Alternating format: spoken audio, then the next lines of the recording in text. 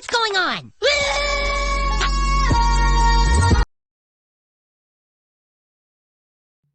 There's a certain admiration that I have for Trey Parker and Matt Stone. Out of all the adult animated shows that have been around, South Park is one of the few that still remain funny years later, and in recent years they've extended their comedy to the world of video games with the Ubisoft games, that not only accurately recreated the feeling of the show, but also managed to be fun RPGs. A while back, it was announced that the newest South Park game was going through drastic changes, like being developed by THQ instead of Ubisoft, and that the game was still going to be an RPG, but that now it would be a 3D action RPG instead of a 2D turn-based RPG. Myself and many others met this announcement with pushback, considering the first few trailers didn't look the greatest. But I still had hope, at least, that the game would still feature that signature South Park comedy. I'm done beating around the bush, so let's just lay it out as plain as possible. This game sucks. It's not even a fun type of bad, but instead a slow burn that you feel as you wonder why you're still devoting your time to this unfunny, clunky, boring experience.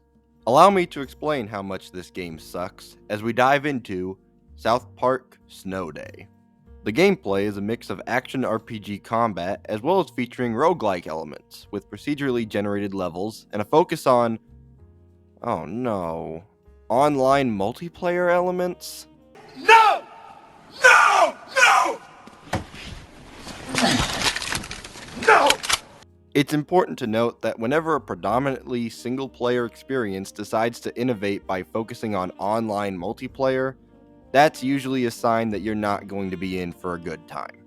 The developers will say, "Oh, it's okay, you can still play it single-player," but what that really means is that you'll have to suffer through fighting the most damaged, spongy enemies imaginable, as the game gives you the side eye until you eventually cave in and try playing online. But even when I tried to find a match with other players, it always gave me an error message because no one is playing this god-awful mess. The visuals were a big topic of discussion when the trailer came out, so let's talk about that. Back on the N64, there was a South Park game that was a 3D first-person shooter that was rightly criticized for looking just horrible. And so South Park games learned their lesson and never tried 3D again. Until now, where THQ took a look at that old N64 game and seemingly wanted to recreate that abomination's art style.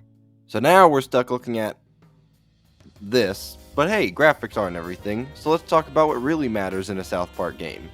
The comedy, which is basically non-existent. This game's comedy is shockingly tame by South Park standards. Aside from the always present cursing, there really isn't all that much that I think people would find offensive or shocking, which is strange coming from a series whose last game was titled Fractured But Whole. The absence of offensive jokes and scenarios just takes away from part of the charm of South Park and leaves it feeling toothless when compared to the previous two games. The gameplay is incredibly slow and lacks any sense of impact. I know the story of this game is that the kids are playing pretend, but do they really have to make the weapons feel like they're made of cardboard? I said this before, but enemies are incredibly spongy, and it feels like your weapons barely do anything even after you level up a decent amount, which is probably there to incentivize you to play online, but like I said, I literally couldn't. The whole experience is just a bland and boring waste of time and money that comes in and ruins the good run the South Park games were on by trying to innovate on a formula that really didn't need innovation. This game actually reminds me a lot of Plants vs. Zombies Battle for Neighborville. Okay, stay with me here. Both are a third entry in a series of games that drastically changed the art direction and gameplay for no reason other than just for the sake of saying that they changed something. And just like Battle for Neighborville, South Park Snow Day ends up falling flat on its face, while also disappointing a dedicated and loyal fanbase.